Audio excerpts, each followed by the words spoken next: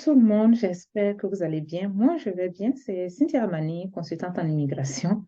Aujourd'hui, je vais donner une petite explication, mais c'est vraiment une explication que je donne. Voilà, c'est pas dans... Mais c'est toujours, je réponds souvent à des questions des nouveaux arrivants. C'est juste ça. Donc, souvent, c'est pas trop de mon domaine, mais bon, aujourd'hui, je vais expliquer un peu c'est quoi le dossier de crédit. L'importance pour les nouveaux arrivants au Canada de faire attention à leur dossier de crédit. Alors, j'ai, j'ai quelqu'un qui est venu me voir, qui est venu chercher un document, voilà, et puis qui m'a demandé pourquoi on nous dit que c'est important de faire attention à nos dossiers de crédit quand on arrive ici et tout. Je lui ai dit d'abord d'aller voir sa banque. Donc, je lui ai dit de prendre vraiment rendez-vous avec son conseiller à la banque parce que j'ai entendu des choses qui font peur un peu. Donc, euh, il faut savoir qu'au Canada, il y a quelque chose qu'on appelle le dossier de crédit, qui est comme ta deuxième empreinte qui te suit. Lorsque vous arrivez au Canada, vous ouvrez votre compte bancaire, la banque va vous donner une carte d'abord de débit. La carte de débit, c'est la carte sur laquelle se trouve l'argent que vous possédez, comme dans tous les pays. Voilà. Donc, c'est ta carte de débit. C'est ta carte magnétique, comme on le dit dans d'autres pays. C'est ta carte magnétique. Donc, sur cette carte-là, l'argent que tu n'as pas, tu peux pas le dépenser. Voilà. Donc, c'est ça. Après, on va te donner, on va te demander souvent si tu veux une carte de crédit. Puis on va te suggérer une carte de crédit. Tu vas prendre la carte de crédit. La différence entre la carte de crédit et la carte de débit, c'est que la carte de crédit, c'est de l'argent. Il n'y a pas d'argent sur cette carte. Et tu vas dépenser de l'argent que tu es sûr de payer dans un certain délai parce qu'ils vont t'envoyer le relevé pour te dire que, par exemple, tu es allé t'acheter des extensions, tu t'as acheté un pot de fleurs aujourd'hui, ben, dans 3 semaines, tu es censé nous rembourser. Donc, c'est vraiment du crédit. Alors, pourquoi on a de l'argent, mais on utilise des cartes de crédit? Parce que ça te permet de bâtir un dossier de crédit. Et il y a des notes qui vont accompagner tes habitudes de consommation. Donc, plus tu utilises ta carte de crédit et que tu payes à temps. Par exemple, si je veux aller m'acheter des vêtements demain, mais que je n'ai pas d'argent, je prends ma carte de crédit, je vais les acheter, mais je suis sûre que dans 2 semaines, j'ai de l'argent qui va rentrer. Donc, je pourrai payer. Donc, il faut vraiment suivre tes relevés pour savoir quand ton relevé de ta carte de crédit arrive, il y a la date limite de paiement qui est en haut. Il faut vraiment t'assurer que tu payes.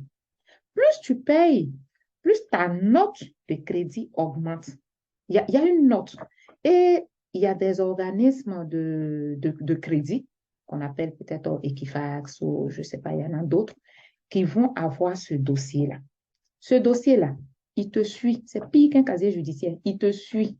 Quand tu veux louer même une maison, le propriétaire de la maison peut demander accès à ton dossier de crédit.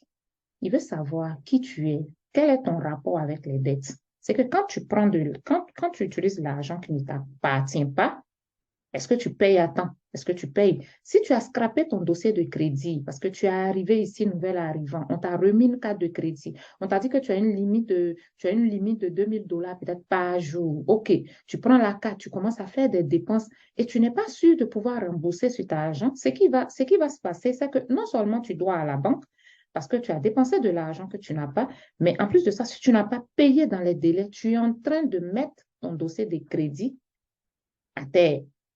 Et ça prend des années pour remonter un dossier de crédit. Ça prend vraiment des années pour remonter ton dossier.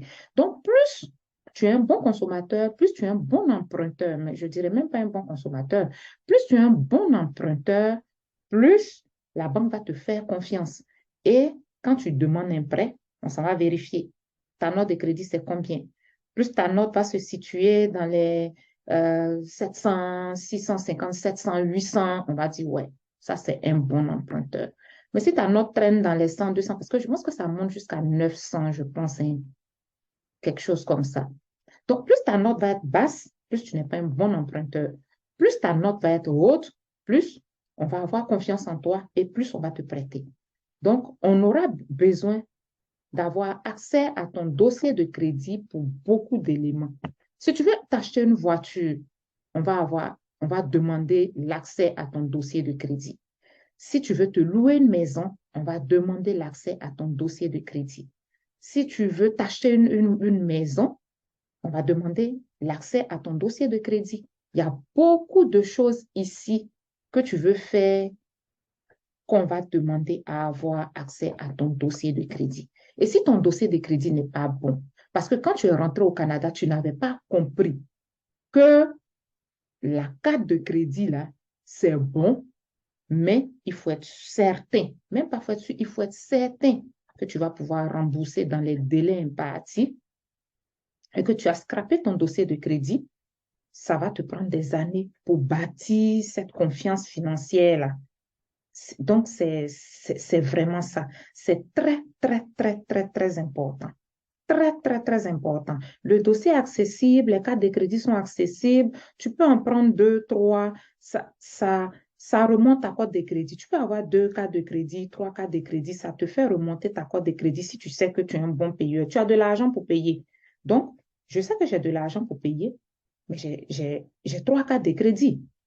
J'ai trois cartes de crédit, pourtant je sais que j'ai de l'argent pour payer. Donc je paye ici, et puis après, quand j'arrive, quand le temps arrive, je rembourse. Comme ça monte ta note de crédit, vu que tu viens d'arriver, souvent tu n'es pas trop jeune, tu as besoin d'avoir un bon dossier de crédit, donc tu utilises ta carte de crédit. Si tu veux partir en voyage, tu utilises ta carte de crédit. Quand tu reviens de ton voyage, ben, tu fais tous tes paiements. Donc c'est très, très, très pratique la carte de crédit. Mais il faut être certain de ce que tu fais. Donc, à tous mes privilégiés, futurs arrivants, nouveaux arrivants, quand on vous remet la carte de crédit, là, soyez certains que quand vous allez l'utiliser pour meubler votre maison, acheter des bijoux, acheter des vêtements, acheter ci, acheter ça, acheter ci, acheter ça, soyez certains qu'à la fin, vous aurez de l'argent pour rembourser. Généralement, je pense que c'est 4 semaines, non? C'est un mois, quelque chose comme ça. Mais comme souvent, on ne fait pas les achats ensemble, donc ils regroupent et puis vraiment vérifier ça, le relevé de la carte de crédit arrive et puis tu regardes les dates et puis tu fais tous tes paiements, tu vas être OK. Donc, chaque fois que tu vas solliciter un prêt, tu vas vouloir euh, financer quelque chose, tu n'auras vraiment, vraiment, vraiment pas de problème tant que tu es un bon emprunteur. C'est un privilège. Donc, il y a des gens qui n'ont même plus accès à des cartes de crédit parce qu'ils ont barré toutes leurs cartes de crédit. On peut pas leur en donner d'autres. Donc, quand tu es un bon emprunteur, la banque est amie avec toi. Parce que quand toi, tu sais que quand tu empruntes l'argent que tu n'as pas et que tu dépenses, tu te fais plaisir, ben, tu rembourses.